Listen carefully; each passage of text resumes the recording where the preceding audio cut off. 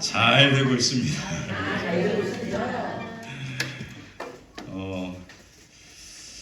제가 우리 지난 주간에 설교를 이렇게 준비하고 하면서 오랜만에 교회 유튜브 있는 거 아시죠? 유튜브에서 설교한 게 올라왔더라고요. 그래서 유튜브에 뜨길래 그걸 이제 저도 이제 제가 설교 어떻게 했는지 보려고 이제 봤습니다.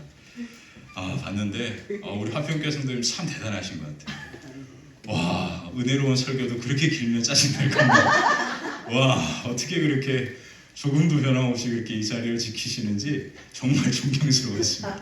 우리 성도님은 허리도 아프신데도 그렇게 제가 저는 이제 그렇게 많은 시간이 흘러가는지를 잘 모르니까 그렇게 대단하시더라고요. 제가 제 설교를 듣는데도 막 짜증이 나가지고 그래서 야, 우리 화평교회 성도님들 참 대단하시다. 정말 좋은 성도님들이시다라는 그런 생각을 했습니다. 아무리 좋은 말도 길면 짜증이 납니다. 제일 은혜스러운 설교는 어떤 설교일까요? 짧고 굵게 제일 은혜스러운 설교더라고요. 제가 목사지만 저한테도 마찬가지입니다. 그래서 오늘부터는 제가 설교를 잘 이렇게 조절해서 잘 이렇게 해보도록 하겠습니다. 아멘. 아멘까지 하시네요. 제일 반가운 소식인 것 같아요.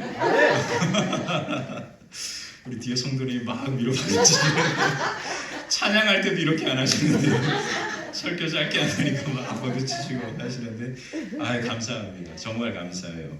그리고 어쨌든 이제 설교를 같이 이렇게 함께 나눌 수 있고 들을 수 있는 그러한 과정들이 있다라는 사실이 너무 이제 감사하고 기쁘거든요.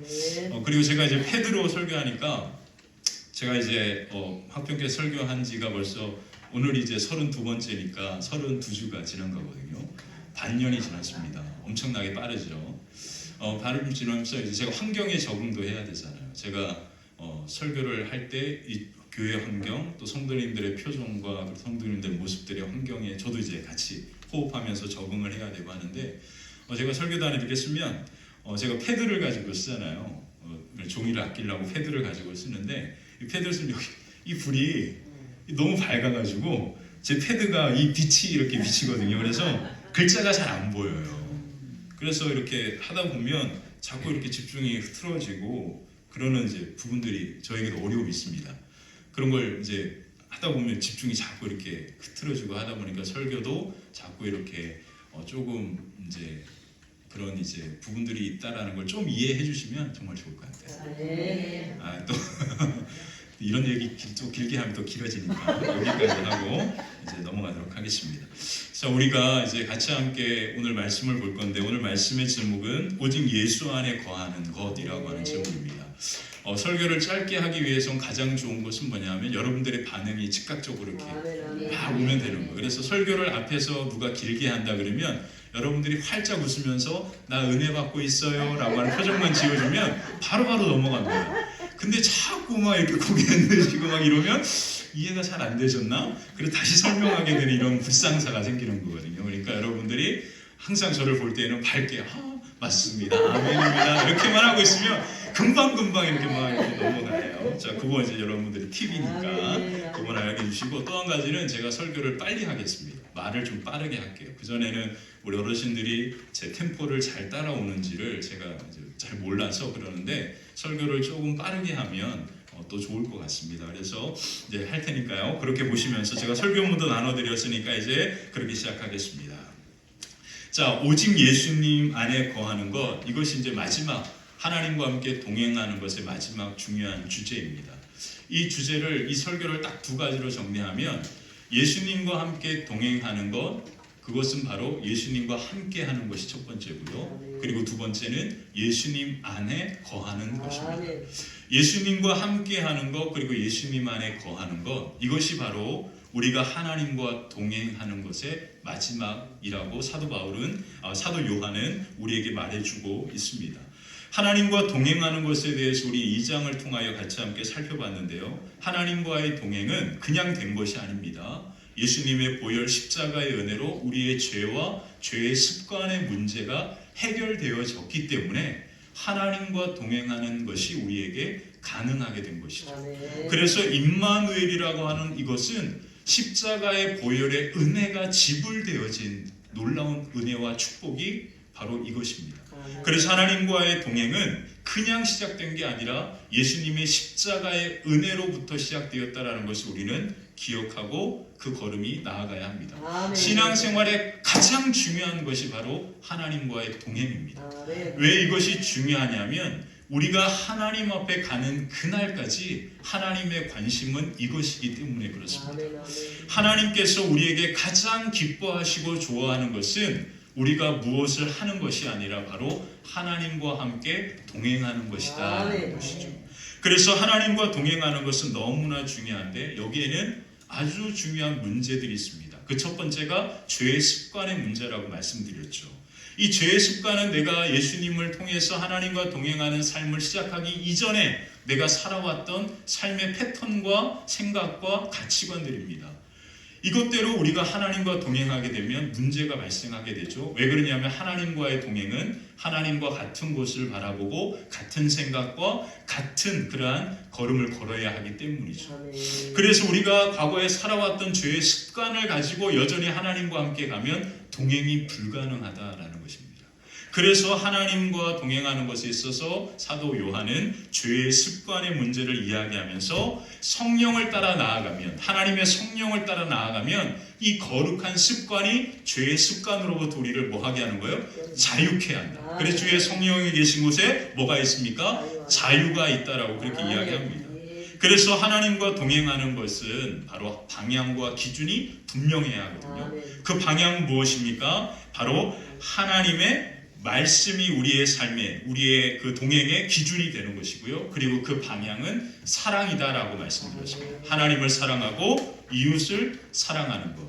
그래서 이 분명한 동행의 방향과 기준이 있음에 대해서 사도 요한이 이야기했죠. 그리고 우리가 지난 주간에 이 하나님과 동행하는 것에는 분명한 길이 있다.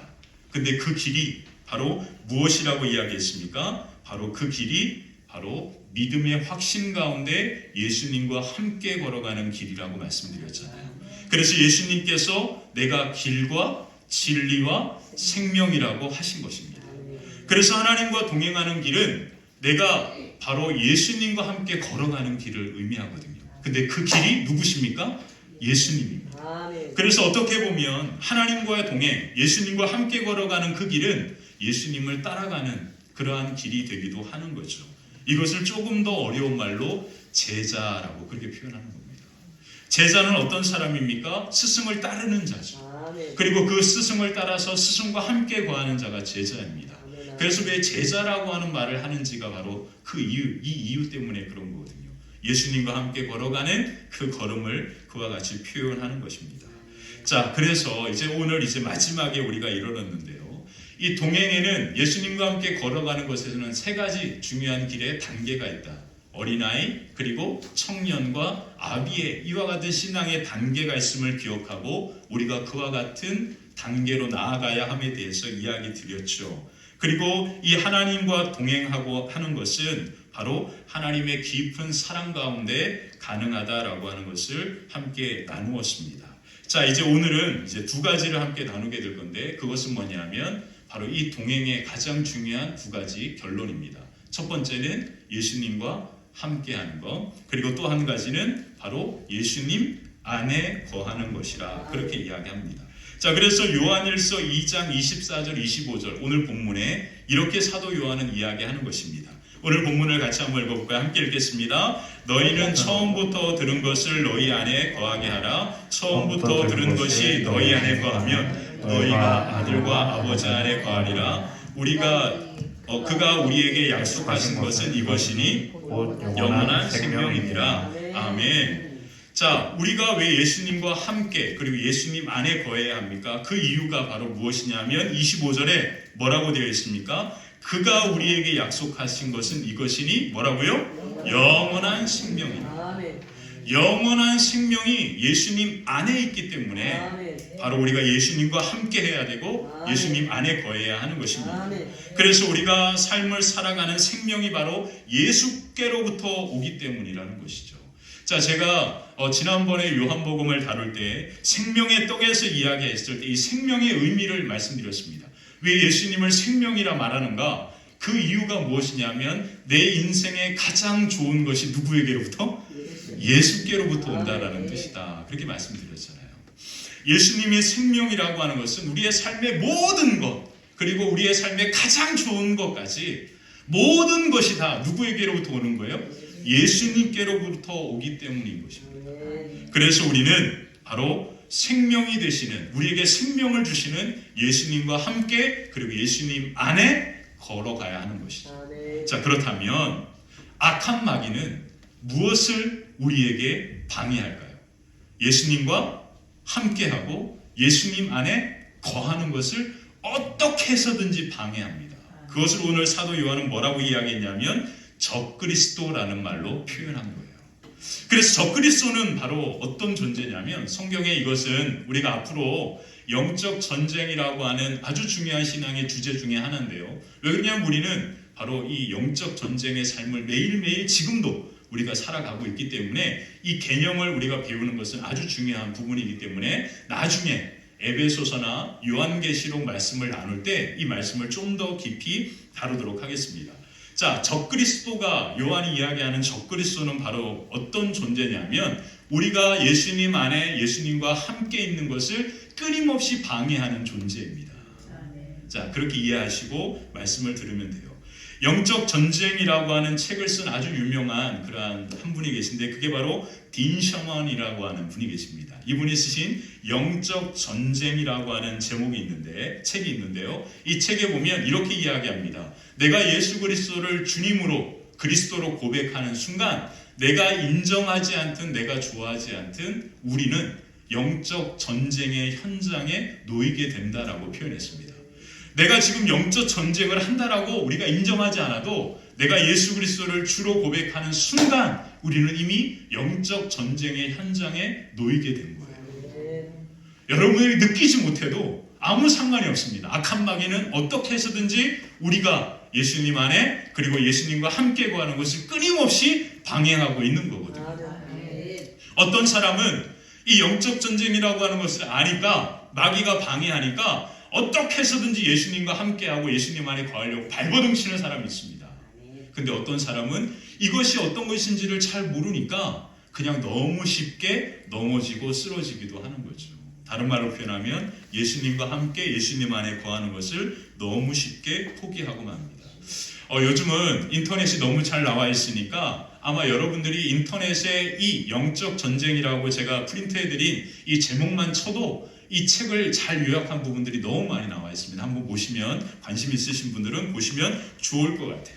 자, 사도 요한은 악한 마귀에 대해서 그래서 이렇게 표현합니다. 오늘 본문 우리를 방해하는 그 악한 마귀를 이렇게 표현했는데 18절 같이 한번 읽어볼까요? 18절입니다. 한번 읽겠습니다. 아이들아, 지금은 마지막 때라. 적그리스도가 오리라는 말을 너희가 들은 것 같이 지금도 많은 적그리스도가 일어났으니 그러므로 우리가 마지막 때인 줄 아노라. 아멘. 야, 2000년 전에 사도 요한이 편지를 쓸 때도 뭐라고 표현했습니까? 지금이 마지막 때라. 그리고 나서 몇 년이 지난 거예요?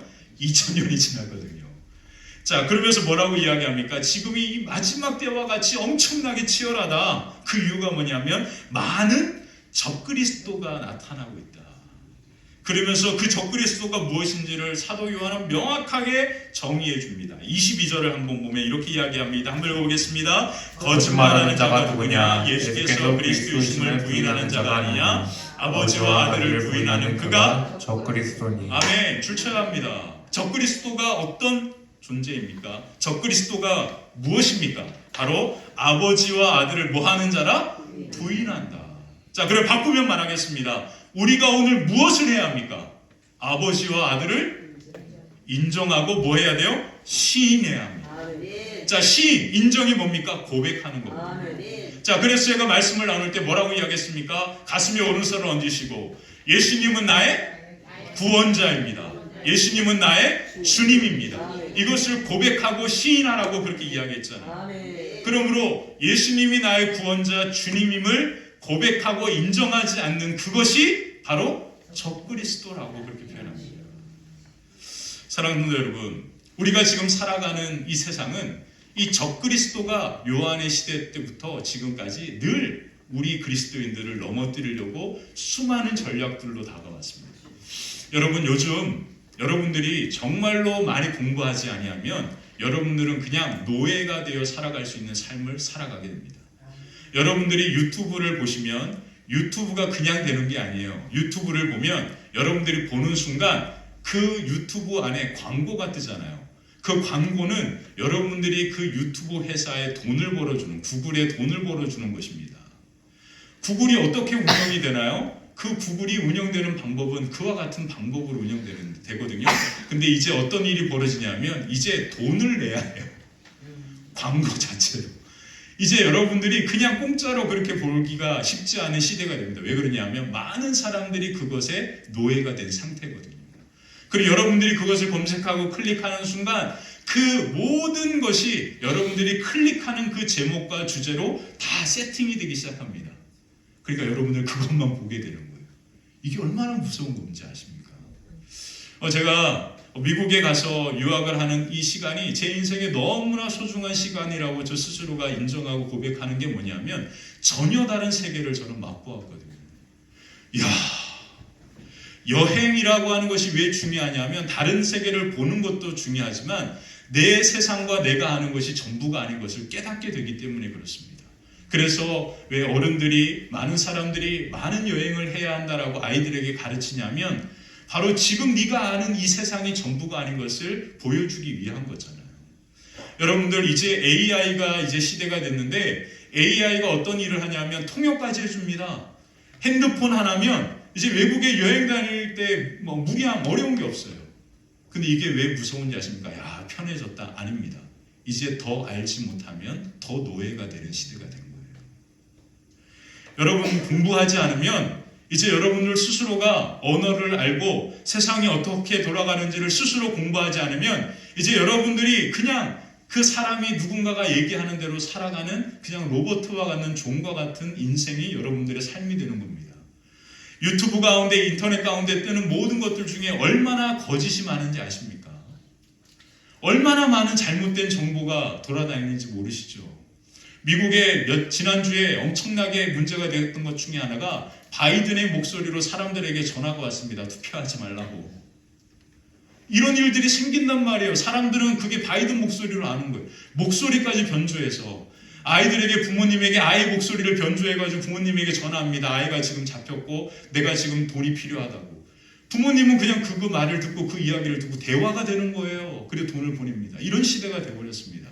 모르면, 알지 못하면 이제 노예로 끌려다니며 살아가는 인생과 시대가 되었다는 것을 기억하셔야 합니다. 그러므로 우리에게 필요한 건 뭔지 아십니까? 분별력을 키워야 합니다. 요한의 시대 때에도 적그리스도가 무엇인지를 알아야 그것을 분별해내고 내가 온전히 예수님과 함께 예수님 안에 거하는 삶을 살아갈 수 있던 것처럼 오늘 우리에게도 우리를 끊임없이 예수님 안에 거하고 그리고 예수님과 함께 걸어가는 것을 방해하는 것이 무엇인지를 우리가 분별해낼 수 있어야 예수님과 함께 예수님 안에 거하는 삶이 우리 가운데 임하게 되는 것입니다. 그러므로 저와 여러분들이 예수님과 함께 예수님 안에 거하는 이 삶을 통해서 저와 여러분들의 삶이 하나님과 동행하는 그 풍성한 은혜 가운데 영원한 생명을 맛보는 놀라운 축복이 아름답게 임하게 되시기를 주님의 이름으로 간절히 축원합니다. 자, 두 가지. 첫 번째는 무엇입니까? 예수님과 함께 걸어가는 건데요. 예수님과 함께 걸어가는 것은 바로 이것입니다. 오직 예수님밖에 없음을 뭐 하라고요? 인정하고 고백해야 합니다. 예수님과 함께 동행하는 것은 예수님과 함께 걸어가는 것입니다. 예수님께서 우리를 하나님께로 인도하는 유일한 길과 진리와 생명이 되시기 때문이시죠. 아멘이십니까? 아멘. 예수님만이 우리의 길과 진리와 생명입니다. 아멘. 예수님밖에 없습니다. 아멘. 이것이 우리의 고백과 우리의 아멘이 되어야 합니다. 아멘, 아멘. 예수님과 함께하는 것은 오직 예수님을 나의 구원자로 고백하고 예수님을 나의 주님으로 인정하고 고백하는 것입니다. 아멘. 너희가 마음으로 믿어 의에 이르고 입으로 시인하여 구원에 이른다. 아멘. 하나님의 나라, 하나님과 동행하는 것은 바로 하나님의 구원의 역사가 우리 가운데 이루어지는 것인데 그것은 우리의 입으로 시인하고 고백할 때 이루어지는 겁니다. 자, 그래서 요한일서 2장 22절에 바로 그래서 이렇게 이야기하는 겁니다. 22절 같이 한번 읽어볼까? 함께 읽겠습니다. 거짓말한 자가 누구냐? 예수께서 그리스도이심을 부인하는 자가 아니냐? 아버지와 아들을 부인하는 자가 적군이 있으니. 아멘. 그러므로 우리는 어떻게 합니까? 예수님께서 나의 구원자 되십니다. 예수님께서 나의 주님이십니다. 라고 하는 것을 날마다 인정하고 고백할 때 예수님이 우리와 함께 하시고 하나님과 동행하는 그 놀라운 역사가 우리 하루의 삶의 시작이 되는 거거든요. 아멘. 여러분들의 하루의 삶이 하나님의 나라를 맛보기를 원하십니까? 아멘. 그러분 여러분들은 하루를 시작하는 가장 처음 하늘을 향하여 이렇게 외치십시오. 예수님은 나의 구원자입니다. 예수님은 나의 주님입니다. 아멘. 여러분들 직장에 출근했습니다. 그 직장에서 하루 종일의 삶이 하나님의 나라를 맛보기를 원하십니까? 아멘. 그럼 여러분들 그 책상에 앉았을 때 가장 먼저 예수님은 나의 구원자입니다. 아멘. 예수님은 나의 주님입니다. 아멘. 태중이 퇴임. 학교 이제 개학해서 갑니다. 학교에서 여러분이 가장 처음 학교에 앉았을 때 예수님은 나의 구원자입니다. 예수님은 나의 주님입니다. 라고. 여러분들이 여러분 자녀에게 가르쳐야 할 것이 바로 이겁니다. 이 고백이 예수님이 우리와 함께 하시는 이 엄청난 역사의 시작이라고 하는 것을 사도 요한은 우리에게 언급하고 있는 것입니다. 마가복음에 보면 예수님께서 제자들과 함께 가시다가 배를 타고 갈릴리 바닷가를 건너가다가 큰 태풍을 만나게 됩니다. 큰 태풍을 만났을 때 예수님이 어떻게 하셨냐면 그물을 베고 주무시는 거예요. 제자들은 어떤 직업을 갖고 있었던 사람들이죠? 어부였잖아요. 그 어부였던 제자들도 감당이 안 되는 태풍이었던 거예요. 그래서 태풍이 치니까 배에 물이 들어오고 난리가 났습니다. 배가 뭐 얼마나 크겠어요. 예수님 당시 때 배가 이스라엘에 가면 그렇게 박물관에 있는데 그 시대 때 배가 있습니다. 그렇게 크지 않습니다. 그 배가 흔들리는데 이 어부들도 평생 어부의 삶을 살았던 이 제자들도 감당할 수 없는 상황인 거예요. 그래서 난리가 나가지고 제자들이 급히 누구를 깨웁니까? 예수님을 깨웁니다. 왜 깨웠겠어요? 배가 뒤집힐 것 같으니까. 예수님 일어나십시오. 우리 죽게 생겼습니다. 라고 그렇게 예수님을 막 흔들어 깨웁니다. 그때 예수님이 일어나셔서 뭐라고 하셨는지 아십니까? 가장 먼저 이렇게 말씀했습니다.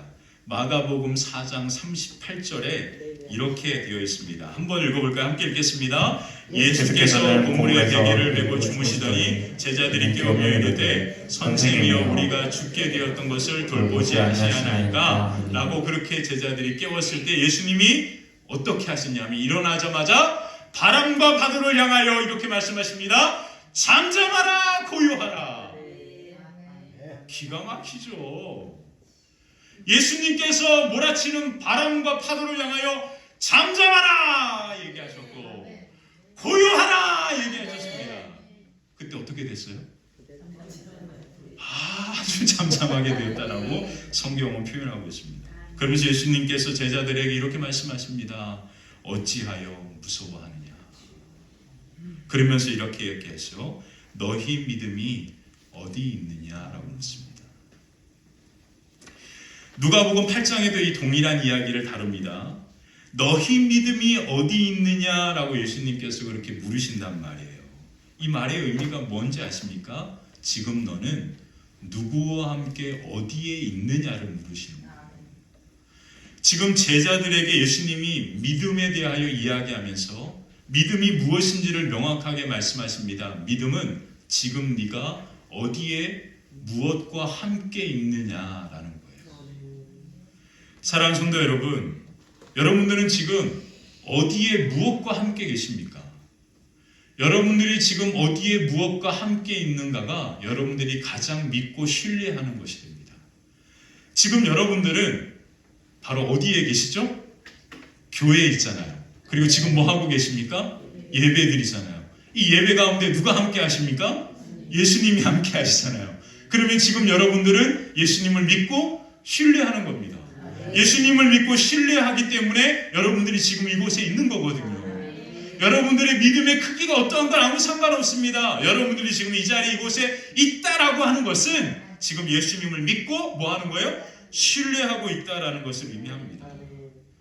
근데 예수님께서 그 제자들을 향하여 뭐라고 이야기합니까? 그런데 왜 무서워하느냐라고 질문하신 거죠. 여러분들이 지금 예수님과 함께 있고 예수님을 신뢰하고 있는데 예수님은 지금 우리에게 이렇게 질문하십니까? 하십니다. 그런데 왜 너는 두려워하고 있니? 왜 무서워하고 있니? 그래서 예수님께서 그 두려움 가운데 있는 제자들에게 무엇을 보여주신 거예요? 말씀으로 파도와 풍랑을 잔잔하게 하는 것을 보여준 겁니다. 자, 이 일이 있었습니다. 이 일이 있고 나서 어떤 일이 또 있었냐면 오병이의 기적의 사건을 일으키고 예수님께서 기도하러 산에 올라가십니다. 그리고 제자들은 먼저 배를 타고 강 건너 그 호수 건너 가게 하셔요. 그때 밤에 예수님께서 어떻게 하시죠? 배에 제자들에게 찾아오십니다. 근데 어떻게 찾아오셨어요? 물 위를 걸어서.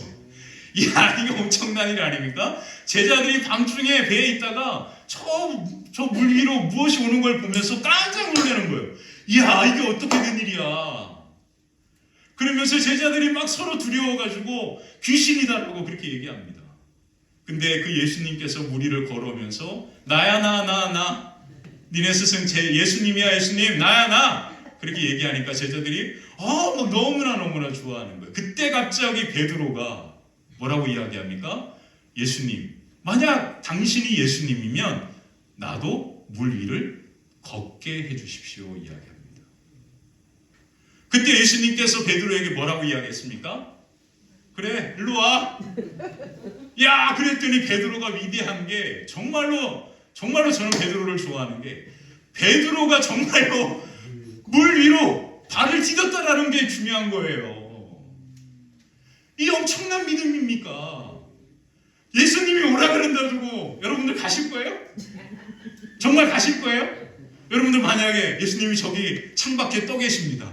근데 예수님께 여러분들이 나도 저렇게 떠 있게 해주세요 그리고 창문으로 내려오라 그러면 여러분들 누가 여기 내려갈 사람 있을까요? 베드로 대단한 믿음입니다. 믿음 그냥 웃긴 거 아니에요. 정말 엄청난 믿음이었어요. 그 믿음으로 배에서 발을 디뎌서 정말로 물을 걸어서 갑니다. 야, 이 엄청난 기적이 지금 제자들과 베드로의 눈앞에 보여지고 경험되어지는 거 아니에요? 근데 갑자기 뭐가 불어요? 바람이 불기 시작. 파도가 막 치는 거예요. 그때 베드로가 어떻게 했습니까? 물에 빠졌어. 왜 물에 빠졌습니까? 믿음이 약해서. 아니에요. 예수님을 바라보지 못하고 바람과 파도를 바라보는 순간 베드로가 빠졌다라고 성경은 말하고 있어요. 우리 집사님 얘기하셨던 이게 바로 믿음입니다. 믿음은 뭐예요? 예수님을 바라보면서 예수님과 함께 걸어가는 것인데 파도와 바람이 불면 우리의 마음에 이와 같은 요동이 친단 말이에요. 우리의 삶에. 그때 우리가 흔들리고 요동칠 때 우리의 시선과 우리의 마음이 그것에 빼앗길 수 있습니다. 그러면 우리는 뭐 하게 되는 거예요? 베드로가 물에 빠진 것처럼 우리도 물에 빠지게 되는 거죠. 그때 중요합니다. 베드로가 어떻게 했습니까? 손을 내밀어 소리쳤죠. 주님, 나를 도와주십시오. 나를 구해 주십시오. 그때 예수님이 어떻게 했습니까? 손을 내밀어서 베드로를. 이게 중요합니다. 이게 신앙입니다. 이게 신앙. 그래서 지난주에 뭐라고 이야기했습니까? 신앙은 안 넘어지려고 발버둥 치는 게 아니라 넘어졌다가도 바로 주님의 손을 붙잡으려고 하는, 주님께 손을 내미는 이것이 저와 여러분들의 신앙이 되어야 할 줄 믿습니다. 그래서 마태복음 14장 31절에 이런 말씀이 있습니다. 31절 우리 같이 한번 읽어볼게요. 함께 읽을게요. 시작. 예수께서 즉시 손을 내밀어 그를 붙잡으시며 이르시되 믿음이 작은 자야 왜 의심하였느냐 하시고 또 무엇을 이야기했어요? 믿음에 대하여 이야기하시죠. 왜 나를 보는 것에서 그 시선을 빼앗겼니? 그렇게 예수님께서 베드로에게 말씀하십니다. 그 다음 32절이 중요합니다. 32절을 한번 눈여겨서 짧은 구절을 한번 볼까요? 함께 읽겠습니다. 시작. 네, 바람이 그치는지라 배에 어떻게 했다고요? 예수님이 베드로와 함께 배에 오르는 순간 어떤 일이 벌어졌습니까? 바람이 그쳤다. 이게 뭘까요? 평안입니다. 밖에는 아무리 요동이 쳐도 예수님과 함께 있는 그 배 안에서는 뭐가 임하는 거예요?